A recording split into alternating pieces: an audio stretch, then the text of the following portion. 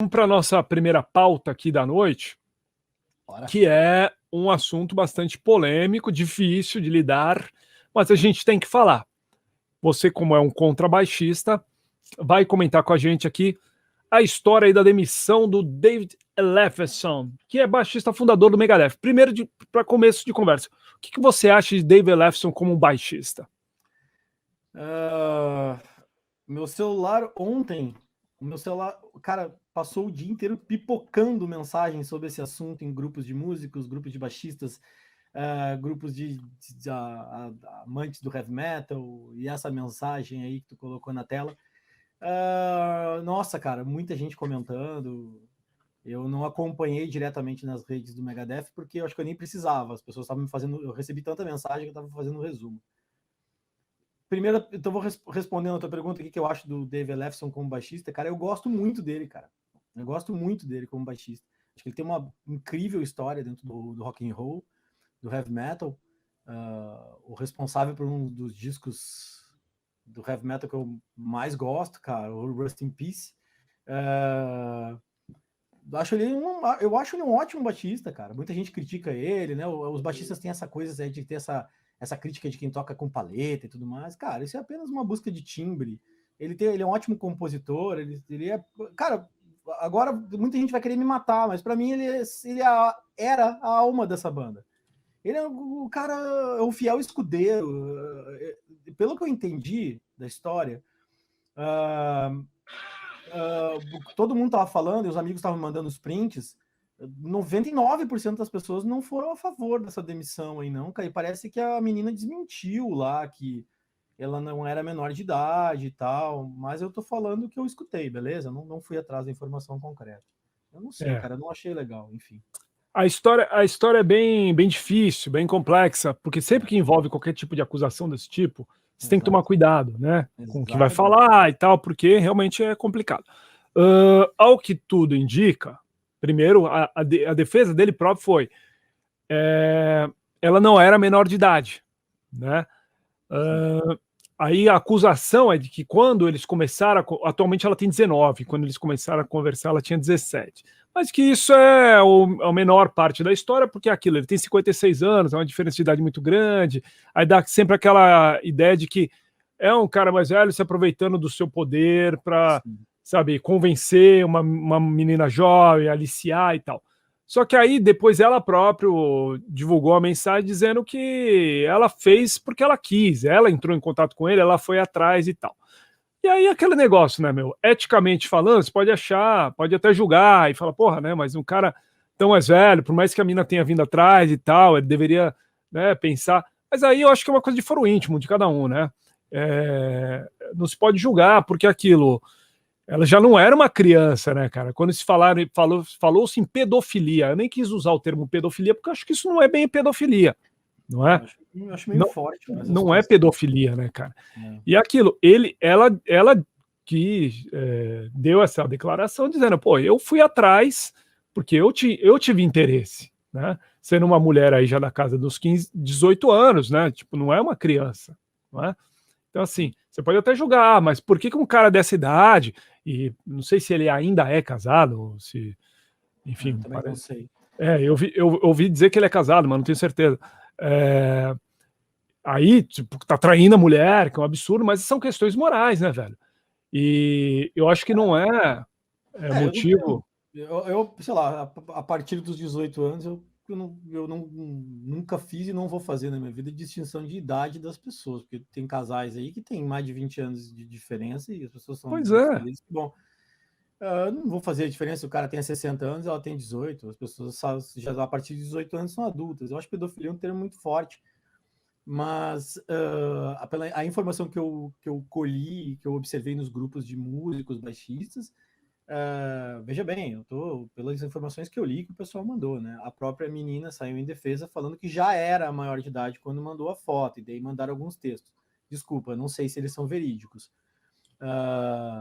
Aí eu, sei lá, cara, eu acho, se realmente isso for verdade, eu não sei, eu vou sair um pouco desse contexto e vou dar a minha opinião. Eu acho que já existia alguma treta dentro dessa banda aí em relação a isso, para ele ter. Cara, O Elefson é a alma dessa banda junto do Mustaine. É o cara que sempre esteve ali. O Mustaine, para quem é fã do Megadeth, né? O Mustaine ele já tinha arranjado uma, entre aspas, uma treta lá com o Nick Menza. Aí o Nick Menza morreu e ele ficou todo arrependido, que não tinha chamado ele de novo, tinha oferecido um emprego para ele, uma coisa muito absurda. E eu não sei, cara, eu tô indo para outra parte, tô até deixando o assunto, mas... Não, mas faz sentido.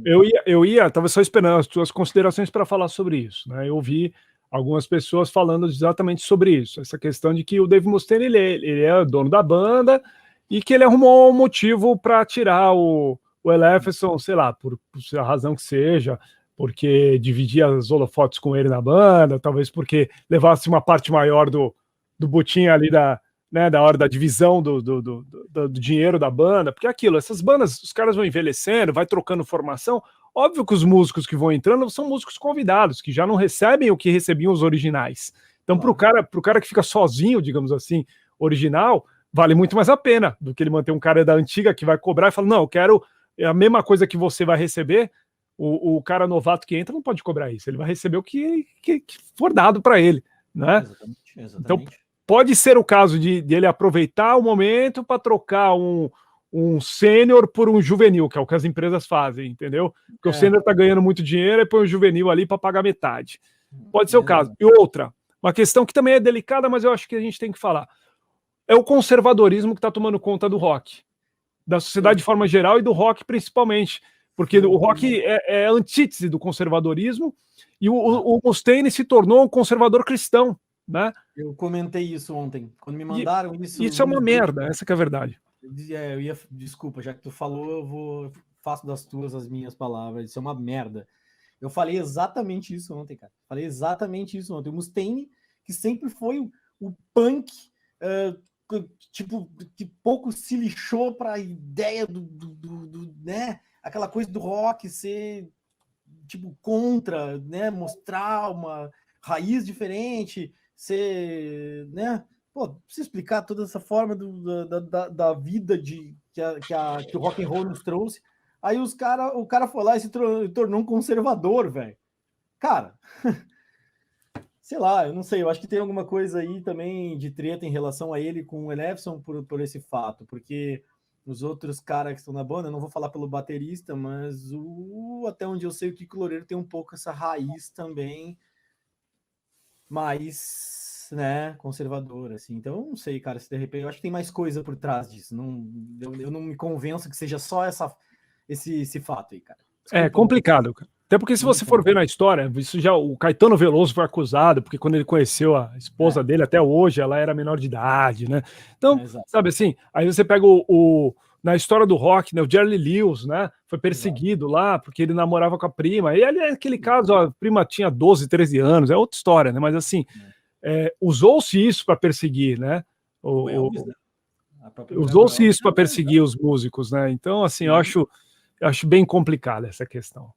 O pessoal está comentando aqui, Daniel, ó, o Carlos Dias disse que ele acha lamentável, né? O Carlos que também é baixista, né, Carlos?